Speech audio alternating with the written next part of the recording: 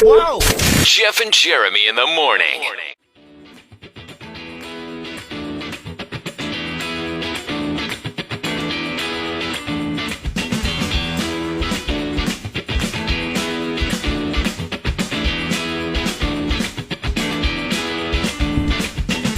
Yes, here we go. We got the takeover coming up this Friday. Don't forget, 6 a.m. is the best hour to get in, so you can try to win yourself, not win, sorry. Well, you win yourself by getting a song played for you right away.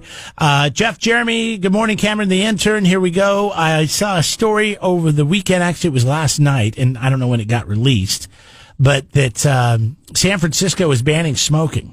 Did you guys hear about this? Not pot, though. You can still smoke pot, but you can't smoke cigarettes, all right? They're only banning cigarette smoke inside a building.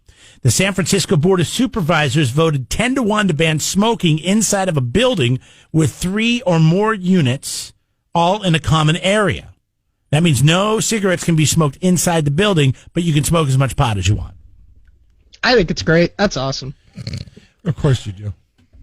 What's wrong with cigarette smoke inside a building? Oh, have you seen the ads? It goes through the walls and the vents, and it's gives you cancer. stinky. And it's stinky. Here's the thing. I don't care about smokers. I mean, smoking's fine with me, but you should do it outside because it does stink. Do you remember, Jeff? Before you were born, Cameron, you used to be able to smoke inside a bar or a restaurant. And it was actually San Luis Obispo County that passed, or the city of, was it city proper or was it county, Jeff, that passed the first smoking ordinance? Inside of a bar. It happened in 1993. Yeah. And everybody thought that this city was crazy. They're like, oh, my God, you're going to ban smoking Started here, man. No smoking. In a bar? And then look at nationwide. Now it's worldwide, right here. Now it's probably, it's probably It didn't get up to Jeff and I in college until, 2001? Yeah, somewhere around there. 2002, maybe? Mm-hmm. Might have been 2002. But I remember going to a bar, and you would come home, and then, you're not old enough to go out yet, Cameron. God, such a kid. But anyways, back when you were pooping green in your diapers, Jeff and I were out partying in bars in college, and we would come home, and the next morning you wake up, and you got a hangover because you've been drinking too much beer, and then you just smelled like an ashtray, and it was disgusting. I mean, I remember walking out of my bedroom, going out to the kitchen, getting something to eat, coming back in the room, and the whole room stunk like an ashtray because the clothes I wore last night were in there. My wife, girlfriend at the time, would be so livid with me. She's like, you need to take your clothes off in the garage.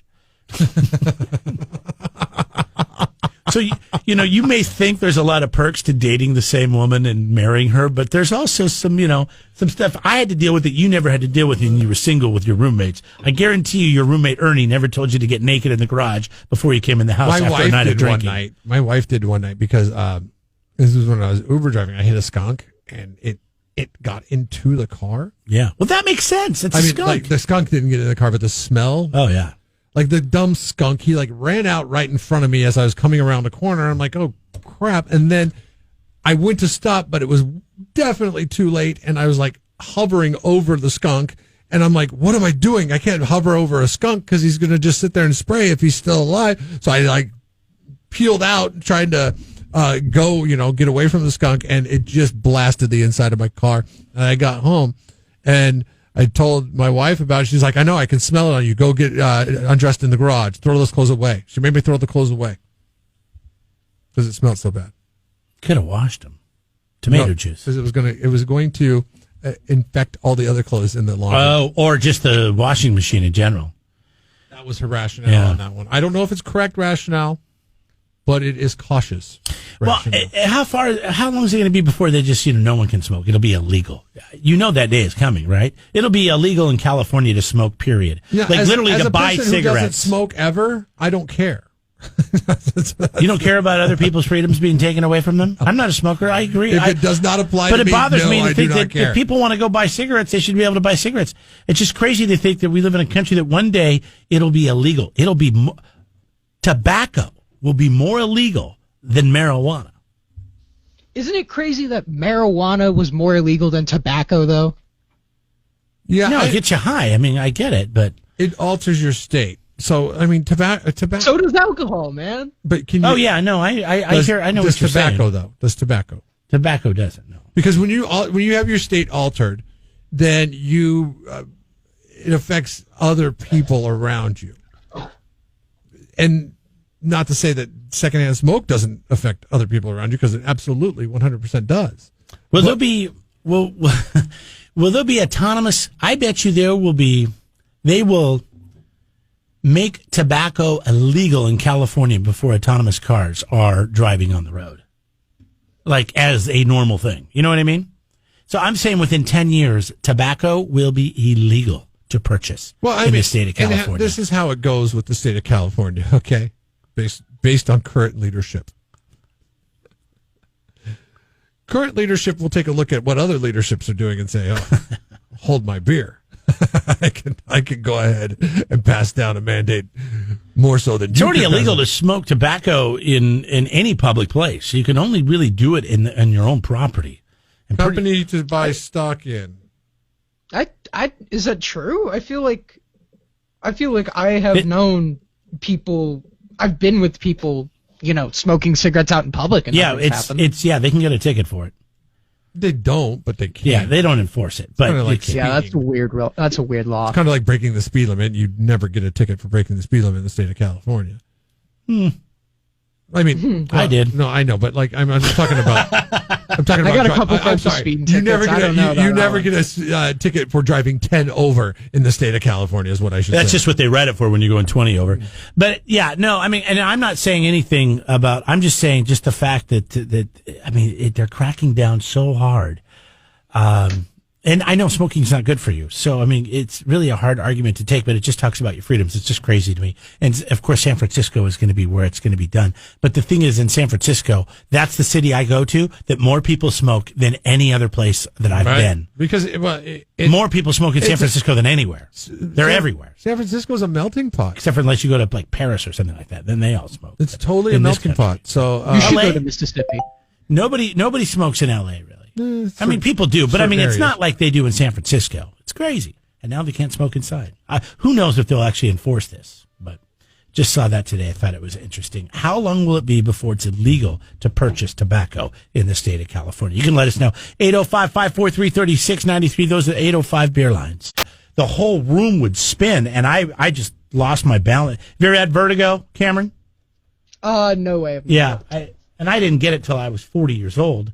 I couldn't stop throwing up because I was so nauseous. It's like motion sickness, right? So if you've ever had motion sickness, it's like the extreme version of it. And so, he'll just stand up, fall down, and then start throwing up. And I couldn't even open my eyes. And then all I had to do was take some ibuprofen because I had swelling in there. And as soon as I took the ibuprofen, it took the swelling down, and I was fine. Do you have to take ibuprofen on the reg because of the fact that it could happen again? No, not at all. This could happen to anybody. It was just an inner ear infection that I had. And so from the infection in my inner ear, I had some swelling in there, and that's what caused this to happen. It's just so random. And the doctor said, you may never get this again, or you may get it again. It really highlights how delicate the human body is and how all the parts work together. When you hear somebody, the description for vertigo sounds so menacing. It sounds like, I got vertigo. You're like, oh my God, are you gonna live? That's what people It's say. an extreme version of, do you remember when you were a kid and they would put your head on a bat and they would spin you around and around in a circle and then you would try to walk? I'm walking from the kitchen with a glass of ice water and I felt a little dizzy, but I was all right. And then I turned to walk out of the kitchen. I'm walking back towards, I just start going to the right.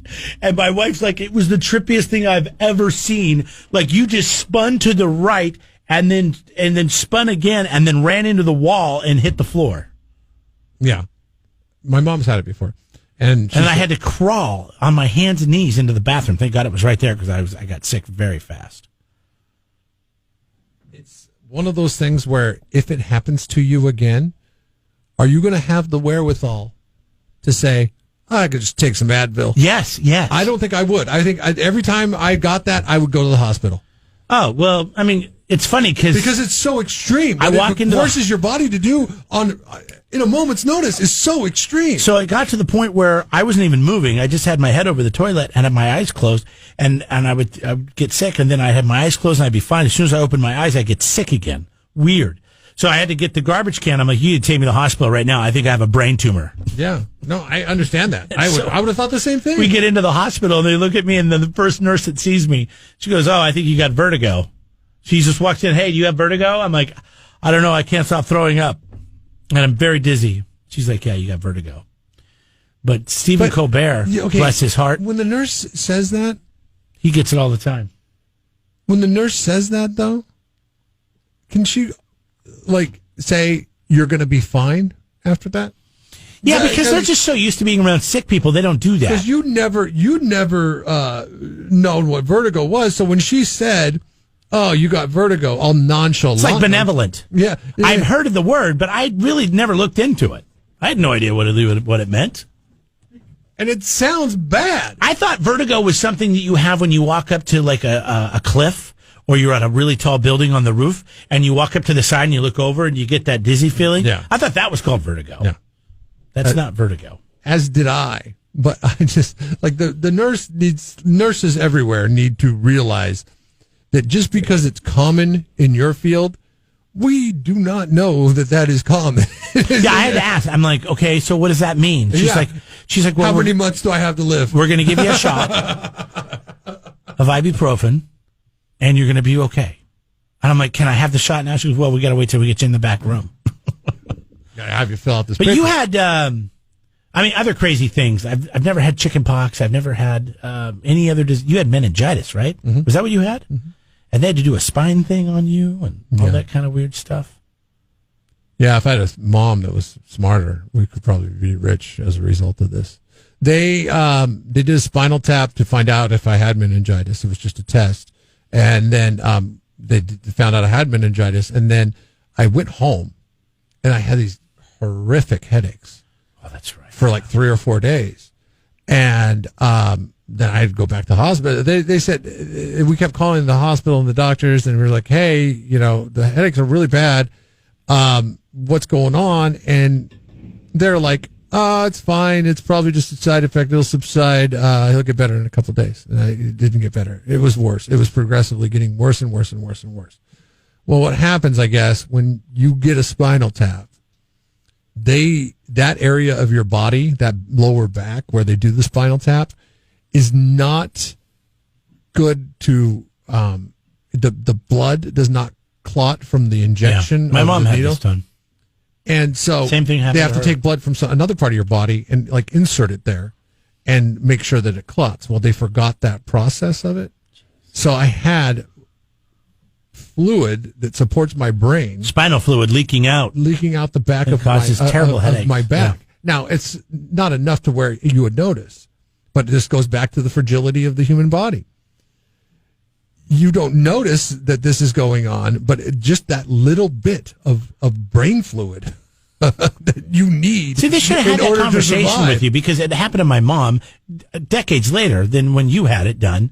And, that should tell you right there that it's fairly common that this could not clot and you could have these terrible headaches. Who knows? And if you do, get right back so we can fix it. Who knows if they thought that they did it or, what. Plus, the spinal tap couldn't have felt good. Yeah, I was under so many drugs and in so much pain from being sick, I didn't even really notice it. Oh, no, I think they're a pretty good band. Even better movie. The Takeover is coming up this Friday. We're excited about it. We're raising some money for the SLO County Firefighters Benevolent Association, helping firefighters, their families, and others affected by fire devastation. We're not going to probably raise the most money in the world, but we're going to have a lot of fun doing it. Yes. And that's the thing, because, there is a cap. Keep this in mind when you're donating on Friday, okay? There is a cap to what we can raise if you just give the minimum amount of $20 for your song. And keep in mind, we are raising this money for charity, so feel free to... We've had people, one song, $100. Throw on a little bit more, yes. Yeah. So, you know who does this every year? Fred. Yeah, Fred Bruin, the Central Coast Realtor. Fred is he's like, yeah, just I want to hear a song, and then he'll donate like a huge amount of money. And I'm like, okay, what are the other songs you want to hear? He's like, no, just that song. That's fine. Yeah, he's, and there's a lot of great people like that. Unfortunately, we're not on first name basis with all of you, but we know you do it every year. And if you do it again this year, we'll make sure and really thank you because that means a lot. But this is really supposed to just be fun. Jeff and I had this idea because, it wasn't our original idea. It was actually, we heard it somewhere. Jeff heard it somewhere else in Seattle, but a long time ago when he was a kid. But the idea is just to take a station that, normally just plays, classic rock and play anything on it. So, we'll play the Snoopy's theme. We'll play rap. We'll play whatever it takes. Anything you want to hear. If you got a band, maybe you're in a local band, maybe your friend's in a local band, maybe you want to do something nice for your buddy for the holidays and, toss us an MP3. We'll play that on Cameron's got his list of house show bands, right? Cam? Oh, yeah. So you're going to be exposed to what Cameron likes. Oh, yeah. I'm donating, and I'm still deciding. All right. Well, you got to pick the one that you want to hear the most. So, all right. So, and all you'll have to do is call in. You can use your credit card to pay or a debit card. We like to do those transactions because they're the safest and it goes easily through the system. You can also, that's the best way to do it. We'll figure out other ways, but if you can do credit card or debit card, that's the best. So, we'll do as many songs as we can. The trick is, and we haven't talked a lot about this, is this Friday, you want to get your songs in early because people get like, oh, you have to wait sometimes an hour and a half, 2 hours because the backup starts.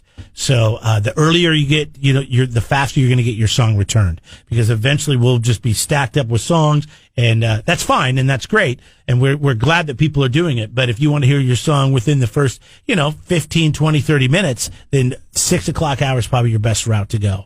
Now, Mike and his dog Rufus have already got 5 songs rolling in the 6 o'clock hour. They were the first ones to donate. Mike Loves His Dogs is one of the songs.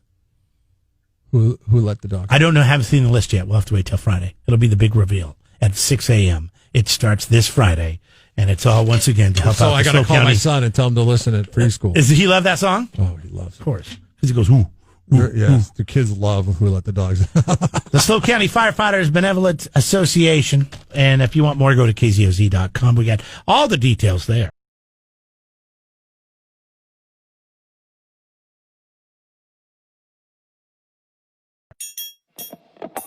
Subscribe to the Jeff and Jeremy podcast now on Apple Podcasts, Spotify, Google, and YouTube. It's your Central Coast commute-friendly podcast.